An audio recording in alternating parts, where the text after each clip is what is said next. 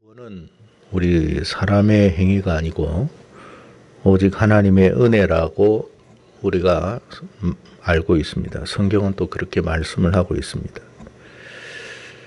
그렇다면 그 이유가 뭘까?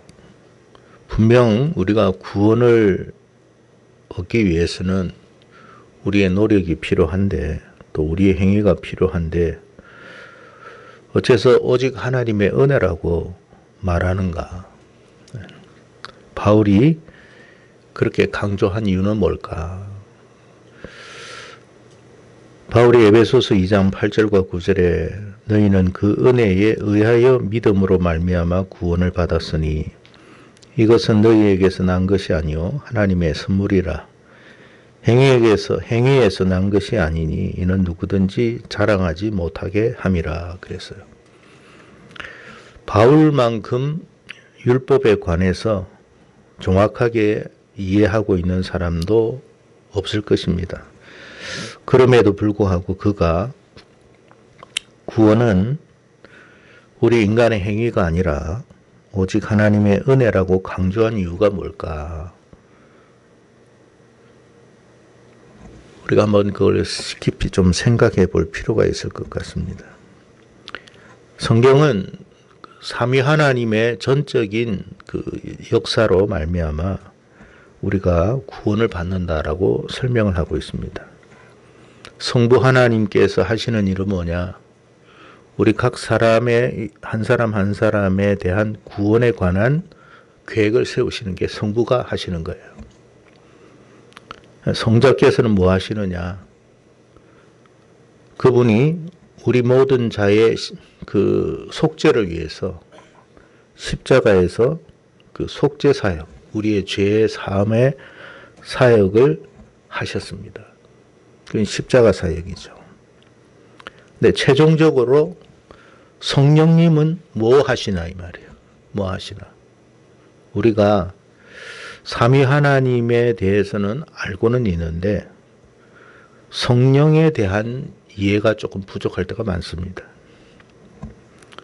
성령님은 우리 믿는 자에게 내주하신다 그랬어요. 내주. 우리 안으로 들어오신다라는 거예요. 내주하셔서 뭐 하시느냐? 우리 인생이 너무 연약하잖아요. 연약하기 때문에 온전한 믿음을 우리가 가질 수가 없어요. 그래서 하나님께서 성령께서 내주하셔서 우리의 연약함을 붙들어 주시는 거예요. 우리의 믿음을 붙들어 주시는 거예요. 그래서 이 삼위 하나님이 함께 역사하시고 헌신하심으로 말미암아 결국 저와 여러분은 구원을 받게 된다. 그래서 오직 하나님의 은혜다라고 말을 하는 것입니다. 오늘 본문에 예수님께서 제자들을 향해서 성령을 받으라 명령하셨어요. 뿐만 아니라 사도행전 1장 4절의 말씀을 보면 성천하기 전에 제자들에게 아버지께서 약속하신 것을 기다리라. 예루살렘을 떠나지 말고 아버지께서 약속하신 것을 기다리라고 그랬어요. 이것은 성령님께서 믿는 자 안에, 모든 믿는 자 안에 거주하고 역사하셔야만 된다라는 말이에요. 성령님이 없으면 우리가 온전한 믿음 생활을 할 수가 없다라는 뜻이에요. 그래서 성령님의 내주하심은 우리 믿는 자들에게 굉장히 중요한 일입니다. 성령님이 내주하시지 않는다면 우리가 온전한 믿음 생활을 할 수가 없어요. 마태복음 25장에 보면 열처녀 비유가 나오는데 그곳에 보면 등잔과 기름이라는 내용이 나옵니다. 열처녀가 다 등잔은 가지고 있는데 5처녀만 기름을 담고 있어요. 도대체 이게 뭘까? 사람들이 많이 생각을 합니다. 등잔은 쉽게 말하면 예수님을 시인하는 사람들이에요. 구주로. 영접한 사람들이라고 할 수 있어요. 믿음 생활은 다 같이 합니다. 근데 그 가운데 성령님이 내주하는 사람이 있고 없는 사람이 있어요.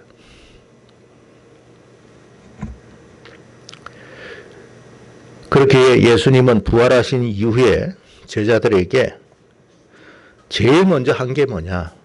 성령 받아라 명하신 거예요. 예루살렘 떠나지 말아라. 아버지께서 약속하신 것을 기다리라. 성령님의 내주하심이 왜 중요하냐를 제가 솔로몬의 경우를 통해서 설명해 드리도록 하겠습니다. 솔로몬은 하나님으로부터 특별한 은사를 받은 사람이에요. 특별한 은사를 받았어요. 어떤 은사를 받았느냐? 하나님으로부터 지혜의 은사를 받았어요. 지혜라는 건 뭐냐? 이 세상에 대한 이치, 깨달음을 말하는 거예요. 이 세상의 원리가 어떻게 돌아가는지를 우리는 잘 모르는데 솔로몬은 하나님으로부터 이 지혜를 받아가지고 세상의 모든 원리를 깨달은 사람이에요. 그래서 인간으로서 가장 큰 깨달음을 얻은 사람이라고 볼 수 있는데 그 깨달음 중에 가장 최고봉은 뭐냐? 여호와를 경외하는 것이 가장 지혜롭구나. 그걸 깨달았어요. 우리가 보면 참 뭐 그게 그래 중요하냐 싶으지만 여러분 세상의 모든 이치 속에서 하나님을 발견하는 것보다 더 중요한 건 없어요. 뿐만 아니라 하나님을 경외하는 마음을 갖게 되는 것보다 더 중요한 건 없어요. 우리가 뭐 돈을 벌어야 된다. 다 알죠. 가르쳐 주지 않아도 돈 벌어야 된다는 거는 초등학교 아이도 다 알아요. 왜 그렇게 아느냐? 돈의 가치를 아니까 그런 거예요. 돈의 가치. 그러니까 여러분 초등학생들한테 100원짜리 한번 줘보세요. 시시하게 생각할 거예요. 10,000원짜리를 줘보세요. 좀 달라질 거예요. 아마 10만 원을 줘보세요. 얼굴 색이 달라집니다. 제가 여러분들에게 오늘 1초도 졸지 않고 말씀을 다 듣는 사람에게 30만 원 드릴게요. 100만 원 드릴게요 하면 만약에 조는 사람은 없을 거예요. 진짜로 준다면. 왜 그래요? 돈 가치를 아니까 그런 거예요. 말씀의 가치는 몰라도 돈의 가치를 알기 때문에 졸지 말라고 해도 그런 말을 필요가 없어요. 안 졸아요, 여러분. 왜? 눈이 번쩍 뜨일 거예요. 진짜로 100만 원을 준다면. 근데 여러분, 여호와를 경외하는 것이 얼마나 중요한가를 안다라는 것은 돈의 가치를 마치 아는 것과 같은 거예요. 그만큼 중요한 거예요. 왜? 이것은 영원히 사는 길이고 영원히 복받는 길이기 때문에 솔로몬이 그것을 깨달았다 이 말이에요. 잠언서 1장 7절에 여호와를 경외하는 것이에요. 여호와를 경외한다는 게 정말로 너무 기쁘게 섬기는 것이 지식의 근본이거늘 미련한 자는 지혜와 훈계를 멸시하더라. 잠언 4장 7절에 지혜가 제일이니 지혜를 얻어라. 네가 얻은 모든 것을 가지고 명철을 얻을지어다. 자, 그랬던 그가 말년에 어떻게 됐죠? 열왕기상 11장 9절과 10절의 말씀 우리 한번 찾아보겠습니다. 열왕기상 11장 9절과 10절의 말씀입니다.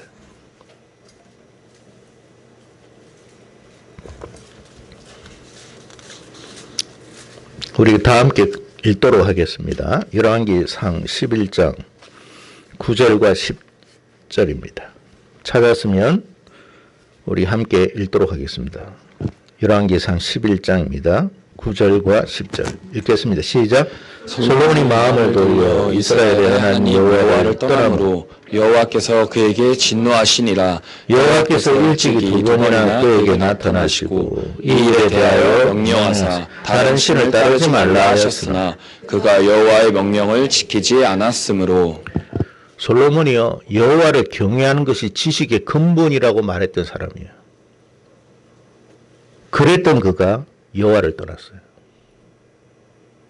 놀랍지 않습니까? 우리가 머리로 안다고 신앙생활 할 수 있는 게 아니에요. 예배 드려야 된다? 믿는 사람들은 다 알아요. 그런데도 예배를 못 드려요. 기도해야 된다? 다 알아요. 기도할 힘이 없어요. 몰라서 안 하는 게 아니에요. 알아도 몰라요. 못해요. 그게 우리예요. 하나님을 경외해야 된다고 그렇게 알던 떠들던 그 솔로몬이 하나님을 저버리고 우상 숭배했어요. 여호와께서 두 번이나 나타나셨다고 그랬어요. 그런데도 돌이키지 않아요.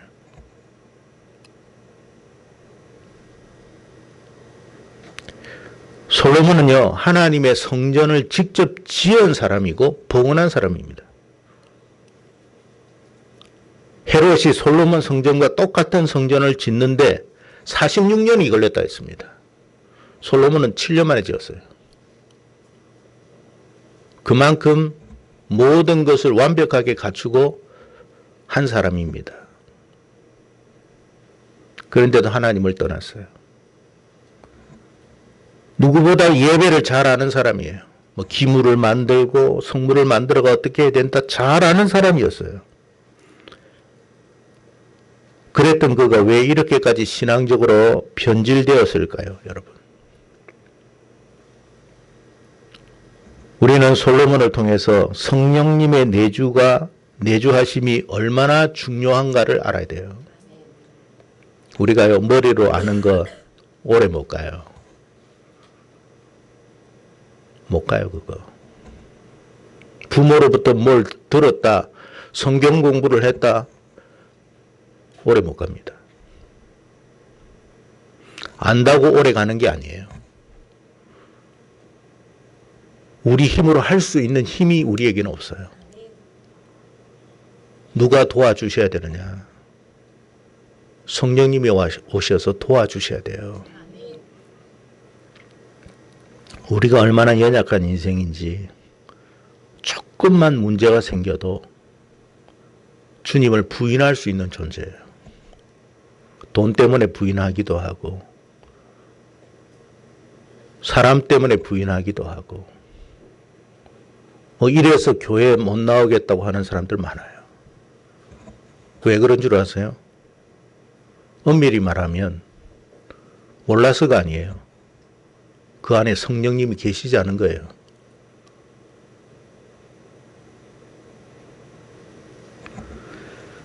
성령님이 없는 인생은요, 쉽게 변질됩니다. 그래서 우리가 여러분, 하나님께서 말씀하셔도 순종을 못 하잖아요. 왜 순종이 안 될까요? 자기 의지로는 안 되는 거예요. 알죠? 그렇게 하면 안 된다는 걸. 도둑질하면 안 된다는 걸 알면서도 도둑질해요.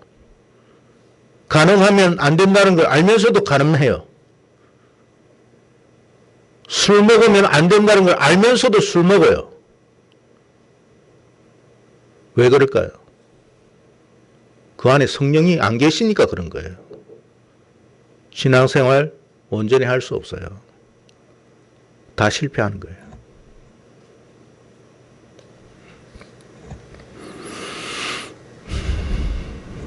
우리는 솔로몬을 통해서 성령님께서 내 안에 얼마나 내주하셔야 되는지를 절실히 깨달아야 돼요. 솔로몬과 같은 사람도. 그러니까 은사로 신앙생활 할 수가 없어요. 방언을 받았다고 신앙생활 하는 게 아니에요. 그거하고 신앙생활은 달라요, 여러분. 고린도 교회 보세요. 방언이 없었습니까? 은사가 없었습니까?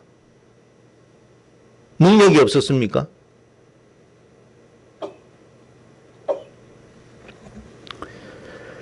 우리가 솔로몬의 경우를 보면서 그런 거구나. 내 힘으로 신앙생활 하는 게 아니구나. 나는 언제라도 무너질 수 있는 존재구나. 우리가 신앙생활 하면서 자만하면 안 돼요. 겸손해야 돼요. 조금만 어려움이 와도 주님을 부인하고 배반하고 교회를 떠날 사람 많습니다, 여러분. 기분 나쁘다고 떠나고 이렇다고 떠나고 저렇다고 떠납니다. 왜 그럴까요? 자기 힘으로는 신앙생활 할 수가 없기 때문에 그래요. 주님께서 부활하신 이후에 제자들에게 나타나셔서 왜 성령 받으라고 그러겠습니까? 주님이 십자가에 못 박히기 전에 어떤 일이 있었어요? 베드로는 너희들이 다 나를 부인하고 떠날 거라 하니까 제자들이 다 뭐라고 이야기했냐면 우리는 절대로 주님을 떠나지 않을 겁니다 그랬어요. 거짓말한 거 아니에요. 베드로는 한술 더 떴습니다. 내가 죽을지언정 이 사람들은 다 떠나도 나는 안 떠납니다 그랬어요. 그랬던 그가 더 주님을 부인했어요. 우리의 의지로 우리의 결단으로 신앙생활을 할 수가 없어요. 우리의 아는 지식으로 신앙생활을 할 수가 없다라는 이야기예요. 누가 우리의 신앙을 온전히 붙들어 줄 수 있어야 되느냐? 붙들어 주셔야 되느냐? 성령님이 내주하셔야 된다. 그러기 위해서는 뭐 해야 된다고요? 기도해야 된다. 그러니까 여러분 성령님 없이 신앙생활 하는 사람이 교회 안에 얼마나 많은지 몰라요. 그래서 조금만 문제가 생기면 뭐 토라지고 그렇습니다. 하나님의 뜻 없어요. 자기 뜻밖에 없는 거지. 성령께서 우리 안에 내주하시니까 여러분 하늘의 세계가 얼마나 좋은지를 아는 거예요. 돈의 가치 정도하고는 비교할 수가 없는 거예요. 100만 원을 주기 때문에 예배에 집중하는 게 아니라 하늘의 세계가 너무나 좋기 때문에 구원이 너무나 소중하기 때문에 우리가 하나님의 말씀을 경청하는 거예요.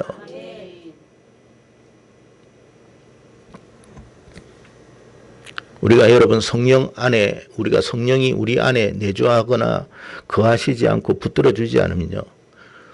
만약에 어떤 우리가 감당할 수 없는 어떤 사건이 발생했을 때 쉽게 주님을 부인합니다. 배반할 수 있어요. 그게 우리입니다. 왜 그러냐? 베드로가 여러분 악해서 그런 게 아니에요. 제자들이 약해서 그런 거예요. 자기의 약함을 알아야 돼요. 내가 얼마나 무능하고 약한 존재인가를 알아야 돼요. 내가 여러분 직분이 되었기 때문에 강한 게 아니에요. 신앙생활 10년, 20년 했기 때문에 강해진 게 아니에요. 하나님이 여전히 나와 함께 해주시고 나를 붙들어 주셔야만 내가 버틸 수 있는 거예요. 신앙생활 할 수 있는 거예요. 그러니까 지금까지 신앙생활 해왔던 것도 하나님의 은혜라고 하는 거예요. 내 힘이 아니에요. 앞으로도 할 수 있는 것도 내 힘이 아니에요. 내 의지가 아니에요. 하나님이 도와주셔야 된다는 거예요. 하나님이 도와주셔야 되는데 날마다 도와주셔야 되잖아요. 날마다. 그래서 날마다 동행하는 거예요. 10년에 한 번씩 동행하는 게 아니고 한 달에 한 번씩 동행하는 게 아니고 날마다 동행하는 거예요. 날마다. 하나님이 사람을 무엇으로 만들었다고 되어 있습니까? 흙으로 만들었다고 그랬어요. 흙이라는 것은 여러분 만져보셔서 아시겠지만 뭔가 여러분 힘이 없어요. 바스러지는 거예요. 그게 우리라는 거예요. 우리. 흙과 같은 이 존재가 여러분, 하나님께서 이 흙과 같은 존재를 토기장이로서 하나님이 말씀하셨잖아요. 토기장이가 이 흙과 같은 이 우리 인생을 빚어가는 거예요. 빚어가지고 어떻게 해요? 다 빚으면 어떻게 해요? 토기장이를 다 빚으면 어떻게 해요? 불가마에 넣잖아요. 그 불가마가 몇 도입니까? 1500도입니다. 성령의 불이 우리에게 충만하게 임해야 돼요. 그럴 때 어떻게 된다고요? 그릇이 되는 거예요. 하나님이 쓰실 만한 그릇이 될 것이다. 연약한 흙덩어리가 여러분 아주 강해지는 거예요. 우리 힘으로 강한 게 아니에요. 하나님의 도우심으로 강한 거예요. 얼마든지 쓰러질 수 있는 인생이 어떤 유혹과 어떤 시련 속에서도 강하게 버티는 거예요. 사단이 여러분 욥을 시험하려고 그렇게 했잖아요. 자식들 다 죽이고 가진 재산 다 가지고 가고 뿐만 아니라 자기 몸도 병으로 그냥 완전히 여러분 무너졌어요. 하나님이 사단에게 시험해봐라고 그랬어요. 왜 그런 줄 아세요? 그 안에 성령이 거하시는 걸 주님은 알고 계시기 때문에 그런 거예요. 성령이 거하면 안 무너져요. 아시겠어요? 어떤 시련이 와도 주를 떠날 수가 없어요. 그 신앙의 고백이 지켜지는 거예요. 계속. 열전의 비유 속에서 기름이 없으면 등잔은 있어요. 예수는 믿어요. 예배는 드려요. 그 안에 성령은 계시지 않아요. 못 버텨요, 여러분. 불을 밝힐 수가 없어요. 하나님의 말씀을 순종할 힘이 없다는 거예요. 말씀을 순종할 수 있는 힘도 우리 안에서 있는 게 아니에요. 성령께서 도와주시는 거예요. 우리가 어떻게 여러분 정말 원수 같은 인생을 사랑합니까? 우리는 죄인이고 우리는 악인인데 우리 힘으로 할 수 없는 걸 하게 하시는 거예요. 주일 예배를 드린다? 마찬가지예요.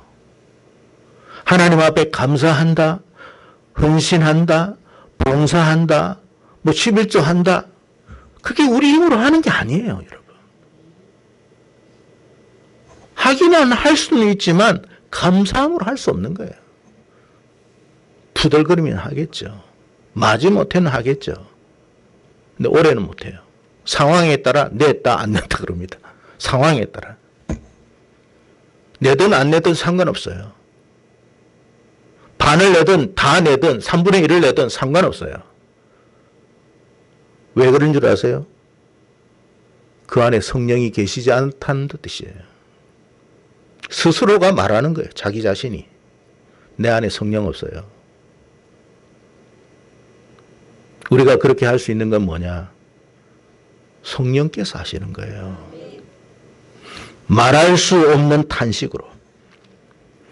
로마서 8장 26절에 그래서 바울이 말합니다. 이와 같이 성령도 우리의 연약함을 도우시나니. 우리의 연약함을 아세요. 우리는 마땅히 기도할 바를 알지 못하나 오직 성령이 말할 수 없는 탄식으로 우리를 위하여 친히 간구하시느니라. 그 힘으로 하는 거예요.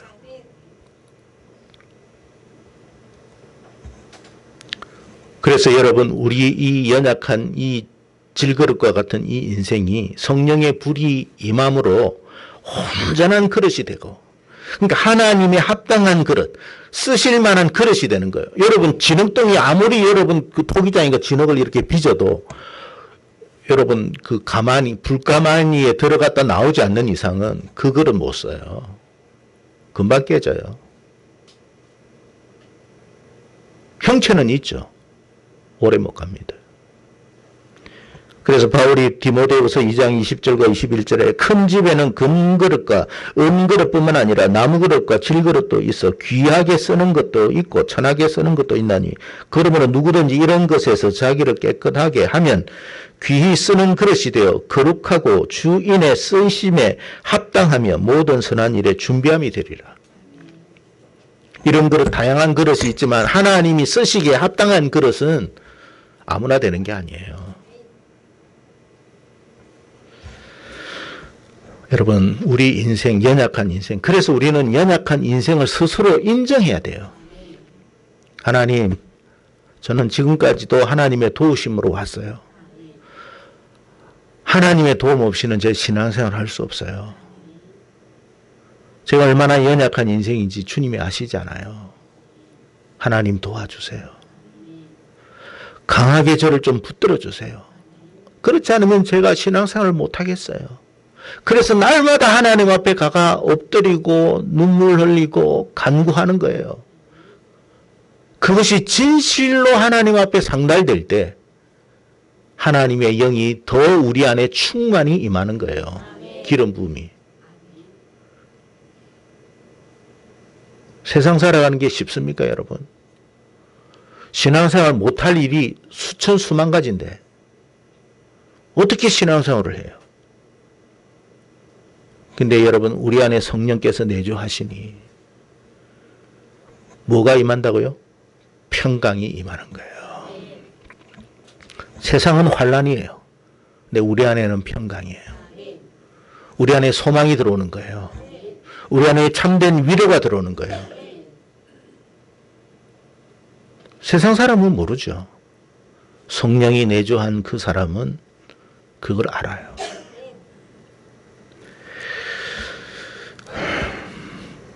그래서 주님이 예루살렘을 떠나지 말아라. 여러분, 예루살렘을 왜 떠나지 말아야 됩니까?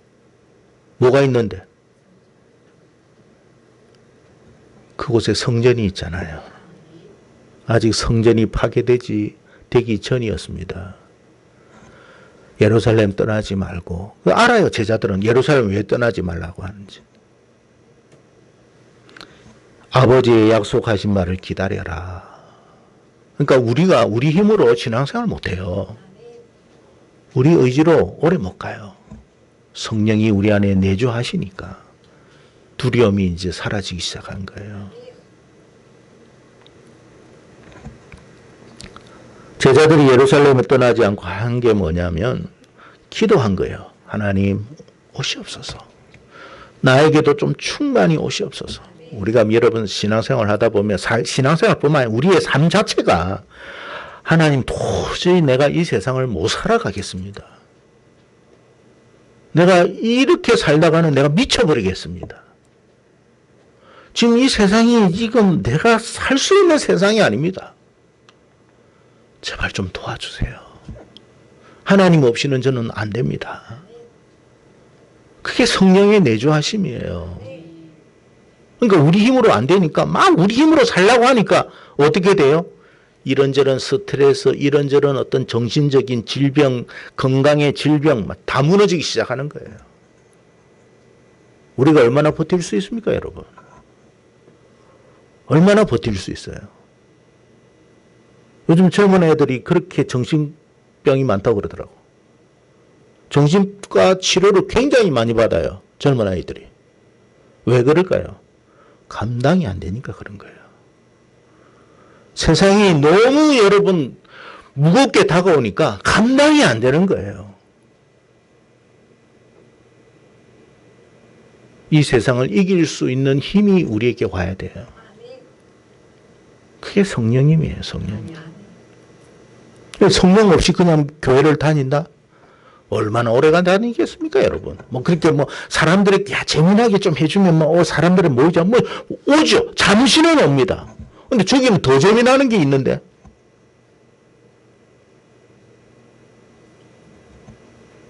사람들이라는 게 여러분, 만족이라는 게, 이 욕망이라는 거 끝도 없어요. 좀 우리가 김신양 집사님 뭐 이렇게 PC방 해주면 얼마나 여러분 멋있게 잘 해놨습니까? 근데 그 옆에 더 크고 더 멋지게 해놓으면 사람들이 또 굴러간다니까? 똑같은 데인데. 인간의 만족은요, 욕망은요, 끝도 없어요. 그거를 여러분 채워줄 수가 없어요, 우리는. 성령님이 우리에게 오셔서 우리 안에서 생수가 흘러나오도록 해야 되고, 세상에 줄 수 없는 평안이 우리 안에 들어와야 돼요.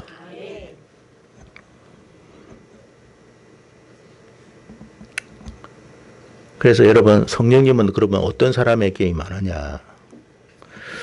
이방인 고넬료를 통해 가지고 우리가 조금 생각해 볼 수 있는 게 뭐냐면, 우리 사도행전 한번 찾아보겠습니다. 11장 17절과 18절입니다.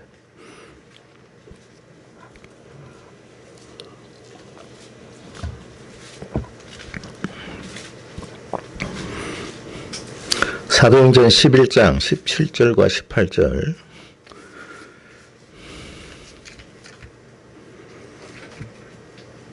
자, 우리 한번 찾았으면 같이 읽겠습니다. 시작. 그런즉 하나님이 우리가 주 예수 그리스도를 믿을 때에 주신 것과 같은 선물을 그들에게 주셨으니 내가 누구이기에 하나님을 능히 맡겠느냐 하더라. 그들이 이 말을 듣고 잠잠하여 하나님께 영광을 돌려 이르되, 그러면 하나님께서 이방인에게도 생명 얻는 회개를 주셨도다 아니라. 고넬료에게 성령으로 선물을 주셨다고 베드로가 여러분 다른 제자들 그리고 믿는 사람들 앞에서 한 거예요. 왜 이방인들하고 같이 밥 먹었느냐 하니까 이제 그런 이야기를 한 거예요. 우리와 똑같은 성령을 그에게 주셨다. 그 이야기를 하잖아요. 그런데 보세요. 성령을 주셨다고 하니까 그들이 하는 말이 뭐라고 이야기했냐면, 그러면 하나님께서 이방인에게도 뭘 주셨다고요? 생명 얻는 회개를 주셨도다. 성령이 어떻게 임하신다고요? 회개. 철저히 회개해야 돼요. 이 회개라는 게 뭐냐? 나는 정말 죄인입니다, 주님. 죄인이기 때문에 하나님 없이는 희망이 보이지 않습니다. 내 안에 가능성이 없어요. 하나님이 오셔야 내가 살 것 같아요. 나는 죄인입니다. 나 좀 살려주세요. 나를 구원해 주세요. 그런 회개를 말하는 거예요. 회개. 그때 하나님이 오시더라는 거예요. 그러니까 베드로도 120명의 제자들도 뭐 했다고요? 예수님의 부활도 경험하고 다 했죠. 나 죄인입니다. 나는 주님을 부인했던 죄인입니다. 주님을 떠났던 죄인입니다. 믿는다고 하면서도 주님을 떠났습니다. 믿는다고 하면서도 주님을 부인했습니다. 나는 하나님을 잘 믿는 사람인 줄 알았는데 아니었습니다. 나는 너무나 연약한 인생입니다. 하나님 나 좀 도와주세요. 나를 좀 붙들어 주세요. 그러면서 하나님, 내가 하나님 없이는 정말 살 수가 없는 인생입니다라고 엎드리니까, 그렇게 기도하니까 하나님이 임하시더라 그 말이에요. 그런데 전부 다 자기가 잘났다고 하는데 성령님이 오실 수가 없다 이 말이에요. 자기가 의인이라는데 어떻게 성령님이 오시겠어요? 죄인이라고 고백하니까 오시는 거죠. 그게 성령의 내주이시다. 그럴 때 그 성령이 임하니까 생명이 내게 들어온다.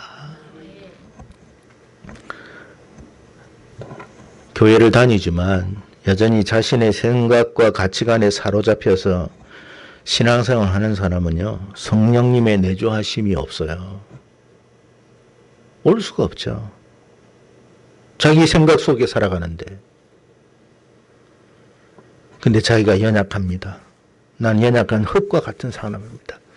아버지 하나님 좀 도와주세요. 합당한, 하나님이 쓰시기에 합당한 사람이 좀 되게 해주세요. 날마다 그렇게 여러분 기도하니까 하나님은 중심을 보신다고 그러잖아요. 임하시는 거예요. 내가 너와 함께 하겠다. 그래서 여러분 성령이 함께 하시는 인생, 그 사람은요, 그 이후로 어떤 시련이 오고 역경이 와도 안 무너집니다. 그게 달라요. 돈 때문에 주님 부인하는 일 없어요. 조금 교회 생활하면서 신앙 생활하면서 기분 나쁘다고 뭐 오니 가니 그런 말 안 해요. 어떤 상황 속에서도 주를 부인 안 해요. 그래서 성령을 받았던 베드로하고 요한이 똑같은 환경에서 죽인다고 해도 끔찍도 안 하잖아요. 죽이라고 하잖아요. 자기 힘으로 한 거예요? 아니요. 하나님의 도우심으로 한 거예요.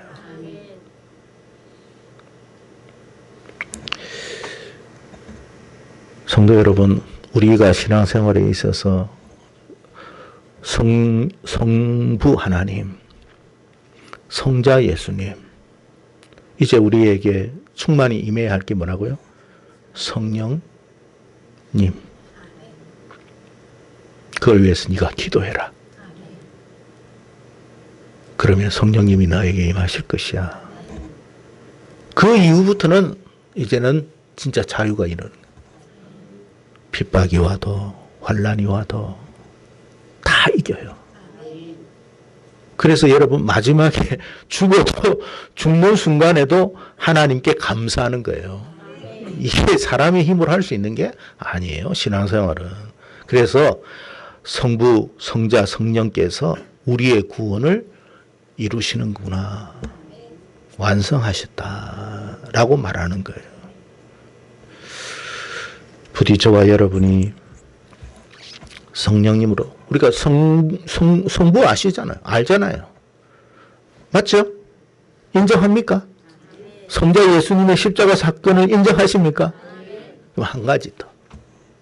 성령의 내주하심을 위해서 기도하세요. 그건 기도해야 되는 거예요.